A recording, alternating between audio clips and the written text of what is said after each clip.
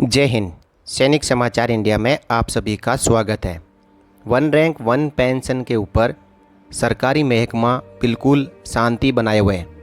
सरकार की तरफ से OROP के नाम पर एक शब्द भी नहीं जारी किया जा रहा है। इन 14 जुलाई 2022 को हल्द्वानी में हमारे रक्षा राज्य मंत्री श्री अजय भट्ट जी द्वारा पूर्व सैनिकों के साथ में एक सभा और उनको संबोधित किया गया, जिसमें उन्होंने कहा भूतपूर्व सैनिकों के कल्याण के लिए सरकार कोई कसर नहीं छोड़ेगी।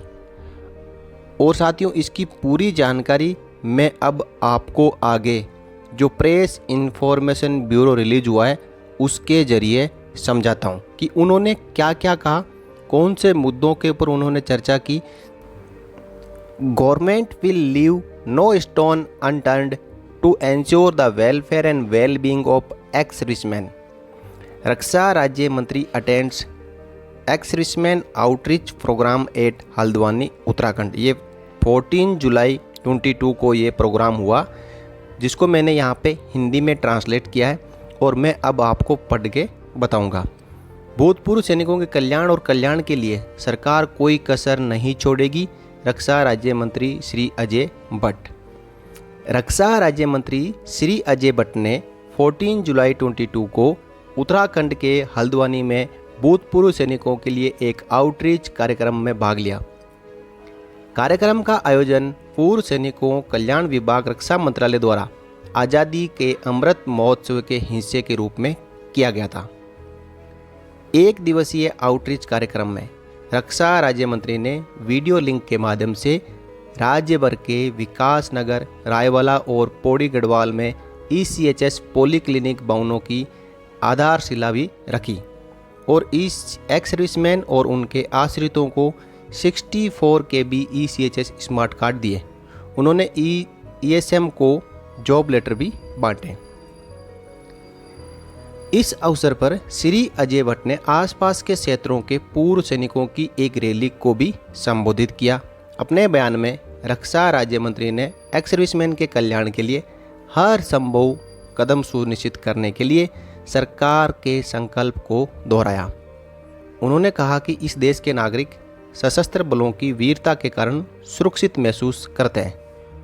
उन्होंने आश्वासन दिया कि सरकार अपने वेटरन समुदाय के कल्याण और उनकी वेल-बीइंग को सुनिश्चित करने में कोई कसर नहीं छोड़ेगी। आगे इन्होंने कहा कि मातृभूमि के लिए सशस्त्र बलों के समर्पण और बलिदान की पर्याप्त भरपाई नहीं की जा सकती है। हालांकि सरकार सभी परिस्थितियों में पूर्व सैनिकों के कल्याण के लिए प्रतिबद्ध है।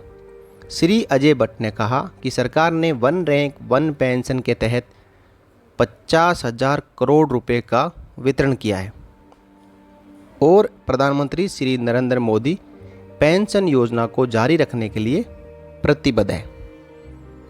अब इन्होंने आगे ECHS से संबंधित एक बात कही कि ex-servicemen के लिए स्वास्थ्य सुविधाओं के मुद्दे पर श्री अजय भट्ट ने कहा ECHS पॉलीक्लिनिक में संविदा कर्मचारियों के नियोजन से संबंधित नियमों को डॉक्टरों और पैरा मेडिकल स्टाफ की अंशकालिक आधार पर भर्ती के लिए संशोधित किया गया है, ताकि गैर उपलब्धता के कारण उत्पन्न होने वाली कमी को पूरा किया जा सके।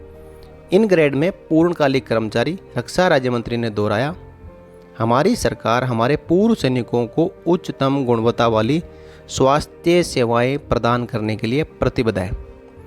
रक्षा राज्य मंत्री ने बताया कि सरकार ने खुले बाजार से अनुपलब्ध दवाओं और उपयोग्य सामग्रियों की खरीद की समय अवधि को भुगतान के आधार पर 15 दिन से बढ़ाकर 30 दिन करने का निर्णय लिया है। उन्होंने कहा कैंसर की दवाओं की खरीद के लिए भी अधिकतम राशि भी रुपये बढ़ाकर 2 लाख से 5 लाख रुपए कर दी गई है। यहाँ पे साथियों, इस आउटरीच प्रोग्राम में रक्षा राज्य मंत्री ने बोलते हुए एक तो वन रैंक वन पेंशन के ऊपर ये कहा कि प्रधानमंत्री श्री नरेंद्र मोदी पेंशन योजना को जारी रखने के लिए प्रतिबद्ध है। साथियों, पेंशन हक है। ये प्रतिबद्धता दिखाने के लिए कोई अलग से कानून बनाने की आवश्यकता नहीं है। पेंशन हक है, ex-servicemen को मिलता रहेगा। लेकिन जो समय पे उनको हक नहीं दिया जा रहा है उसके ऊपर इन्होंने कोई बात नहीं की। और OROP 2 के ऊपर भी इन्होंने खुलकर कुछ भी नहीं कहा।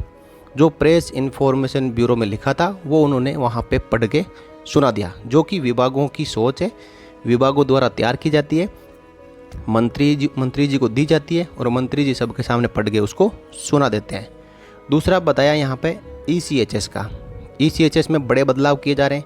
ECHS में लाइफ सर्टिफिकेट मांगा जा रहा है, ECHS में इनकम के प्रूफ मांगे जा रहे हैं। इनके बारे में भी इन्होंने खुलकर नहीं कहा, सिर्फ वो कोरी कल्पनाएँ जो विभागीय मुद्दे हैं 15 से 30 दिन कर दिया, 2 लाख से 5 लाख कर दिया, ये बातें इनमें कही। तो साथियों, सरकार की तरफ से बयान जरूर आया है लेकिन स्पष्टीकरण नहीं कि 1 रैंक 1 पेंशन 2 कब जारी करेंगे। ये थी छोटी सी खबर आप सबके लिए, जिसे जानना जरूरी था कि किसने OROP के ऊपर क्या कहा। तो साथियों, इसी प्रकार की खबरों के लिए आप बने रहिए सैनिक समाचार इंडिया चैनल के साथ। इस वीडियो में इतना ही, मिलते हैं अगले वीडियो में एक और लेटेस्ट अपडेट के साथ। तब तक के लिए जय हिंद, जय भारत।